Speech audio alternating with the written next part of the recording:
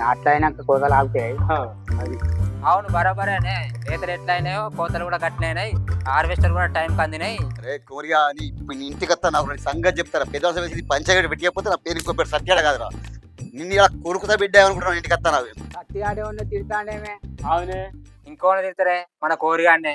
ఇంకోటి ఆయన పైన ఇంకోటి తింటాడు. ఆడుకు అంతేనే పాడిందే పాట పాస్వాన్ల దాసరి.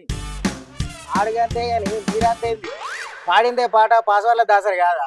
ఏం చేసి అంత మాట్లాడి మరేంటి సత్యాడు ఎప్పుడు ఒక్కనే తిడతాడు, మీరు కూడా ఒక్కటే ఇత్తనం పెడతారు. నేను చెప్పేది నిజం కాదా? ఆడు మారు మీరు మారు. అవురా గంతగనం తీసేస్తాను మమ్మల్ని. కొత్తిత్తనం పెడితే వండుద్దా పండదా అన్న భయం. అవునే కొత్త ఇత్తనం పెడితే బెరుకులు వస్తున్నాయి కానీ. ఇవాళ చెప్పిరే మీకు కొత్త ఇత్తనం పెడితే పంట తక్కువ వస్తుంది బెరుకులు వస్తాయి అని. ఇత్తనం పెట్టేటప్పుడు కంపెనీ చూడాలి. కంపెనీ మంచిదైంది అనుకో ఇత్తనం కూడా మంచిది అవుతుంది. ఏ ఇత్తనం పెడితే మంచిదో అంత చెప్పి పుణ్యం కట్టుకోరాదే. మా చెప్తా గాని మొన్న మా సడ్డకుని ఇంటికి అయినే. మా సడ్డకుడు ఆయన పొలం దగ్గరికి తీసుకుపోయిండు. ఆ సడ్డకుని పొలం చూస్తే కొద్ది సంబరం కాలేదే. ఆ అరిగొలుసు చూస్తే కుచ్చు గొలుసు ఇక గింత పొడుగున్నది, గింజ బరువు ఉన్నది, కాండం గట్టిగా ఉన్నది. బెరికంటవా పొలం అంతా ఎతికి చూసిండే, ఒక్క కాడ కూడా బెరిగి కనిపించలే. మందంటవా మందు ఒక్కటేసారి కొట్టిండట, రోగాలకు తట్టుకుంటాందట. పొలం కోసిరట, అట్లను మిరియాలకు కూడా మిల్లుకు తీసుకుపోయారట. మిల్లోళ్ళు అట్లను చూసి ఆశ్చర్యపోయారట. ఈ అట్లేందే గింత మంచిగా ఉన్నాయని మిల్లోళ్ళు సంబరపడ్డారట. మీరు వచ్చేసారి కూడా ఇదే ఇత్తనం పెట్టుర్రి, పెట్టుబడి లేకుంటే మేమే పెట్టుబడి ఇస్తాం అని భరోసా కూడా ఇచ్చిరట. ఆ సడ్డకునికి పోయిన పంట కంటే ఈ పంటకు 5 క్వింటాల అడ్లు ఎక్కువనే వెళ్ళినాయట.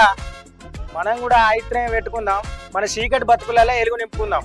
మన చీకటి బతుకుల్లో వెలుగు నింపే ఆ విత్తనం పేరేంటి? ఆ చెప్తేనే సియోల్ కంపెనీలోని యశోద రైస్ అనే ఇత్తనం. ఈ సియోల్ విత్తన కంపెనీ భవిష్యత్తులో చరిత్ర సృష్టించినా గానీ ఆశ్చర్యపోవాల్సిన అవసరం లేదు.